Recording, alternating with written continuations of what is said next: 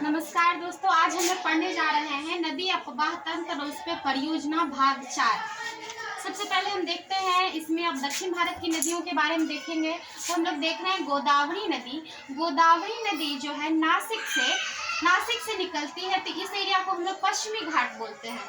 यहाँ से ताप्ती नदी के मुहाने से लेकर कर्नाटक तमिलनाडु तक क्या बोलते हैं, हम लोग इसको बोलते हैं पश्चिमी घाट। तो नासिक से निकलती है गोदावरी नदी 1465 किलोमीटर गोदावरी नदी की लंबाई है और बंगाल की खाड़ी में गिरती है। इधर बंगाल की खाड़ी है। गोदावरी नदी को वृद्ध गंगा कहा जाता है, बूढ़ी गंगा या वृद्ध गंगा। गोदावरी नदी की सहायक नदी है वेनगंगा, पेनगंगा, मंजीरा, इंद्रावती और प्रवरा। नासिक जो है शहर, उसके किनारे कुंभ का मेला लगता है। और गोदावरी नदी पर जो परियोजना है पंचमपाद, जायकवाड़ी, श्रीशैलम और मचकुंड परियोजना है, ये गोदावरी नदी का था। अब कृष्णा नदी को हम लोग देखते हैं। तो कृष्णा नदी महाबलेश्वर से निकलती है और 1400 किलोमीटर इसकी लंबाई है। कृष्णा की 1400 किलोमीटर लंबाई है। कृष्णा नदी की सहायक नदी देखिए तो कौन कौन है, कोयना, भीमा, घटप्रभा, तुंगभद्रा और मूसी। मूसी जो है, मूसी के किनारे हैदराबाद बसा हुआ है। हैदराबाद शहर मूसी के किनारे है। और विजयवाड़ा कृष्णा नदी के किनारे है। विजयवाड़ा शहर जो बहुत बड़ा शहर है, किस नदी के किनारे है, कृष्णा नदी के किनारे। और कृष्णा नदी पर नागार्जुन सागर परियोजना है। कौन सी परियोजना, नागार्जुन सागर परियोजना है। ये भी बंगाल की खाड़ी में गिरती है।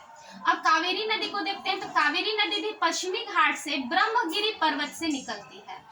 कावेरी नदी को दक्षिण की गंगा बोलते हैं।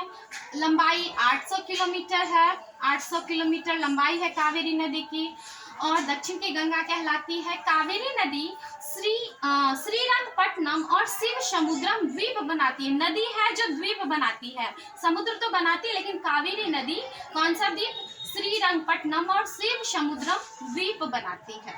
ठीक है।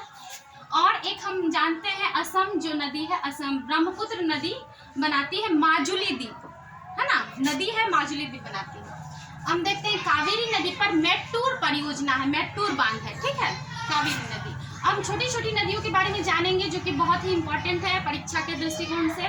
तो पालर नदी जो है बंगाल की खाड़ी में गिरती है। पालर बंगाल की नदी है, बंगाल की खाड़ी में गिरती, याद रखना है। पूछता है कि पालर कहाँ गिरती है, तो बंगाल की खाड़ी में। वगई नदी मन्नार की खाड़ी में, ये जो एरिया है इसको हम लोग बोलते हैं मन्नार की खाड़ी। श्रीलंका और भारत के बीच में जो है उसको बोलते हैं मन्नार की खाड़ी। तो बगई गिरती है मन्नार की खाड़ी में। गोवा में जुआरी और मांडवी नदी है, वहाँ के अपवाह तंत्र, वहाँ के परिवहन यात्रा के लिए नदी दोनों ही बहुत ही महत्वपूर्ण है। कर्नाटक में शरावती नदी है और भारत का सबसे ऊंचा जलप्रपात जिसकी ऊंचाई 255 मीटर है, वो शरावती नदी बनाती है और उस जलप्रपात का नाम है जोगिया गढ़सोप्पा जलप्रपात। बहुत इंपॉर्टेंट क्वेश्चन है ये। केरल में जो है नदी है छोटी छोटी, भद्रपूजा, पंपा, पेरियार है। अरब सागर में ये नदियां गिरती हैं, केरल की ये सब सारी नदियां। ये भाग हमारा केरल आता है, ये भाग हमारा तमिलनाडु आता है। ठीक है, तो केरल सब कहाँ जाती है, अरब सागर में। उसके बाद तमिलनाडु में कुंदाह नदी है और इस पर कुंदाह परियोजना भी है। उत्तर प्रदेश में बेतवा नदी पर 3 परियोजना है, माता टीला, लक्ष्मीबाई और राजघाट।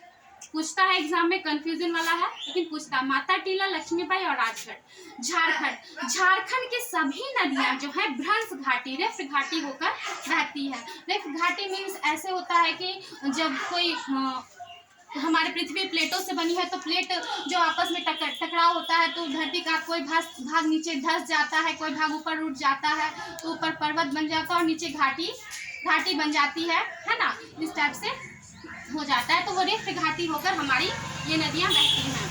दामोदर नदी पलामू जिले से निकलती है, 571 किलोमीटर लंबाई है। दामोदर नदी झारखंड है ना, पलामू से निकलती है और 571 किलोमीटर लंबाई है।